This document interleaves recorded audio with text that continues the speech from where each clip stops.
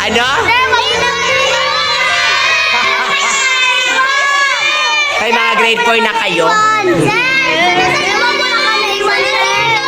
Ano ba yan? Bakit ka nag-aiyak? Hindi naman tayo Magi-grade 4 ka naman na. Hindi mag-iyakan-iyakan. Dapat nga masaya. Pwede lamang kayo mag-visit kay teacher. Magpunta ko doon sa bahay mo. Grabe, man.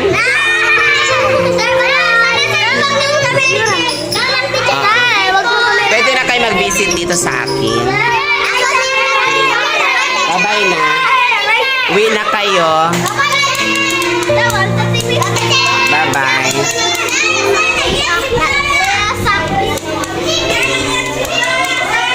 Ano?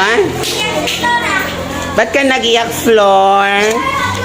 Umiyak ka? Bakit ka nag-iyak?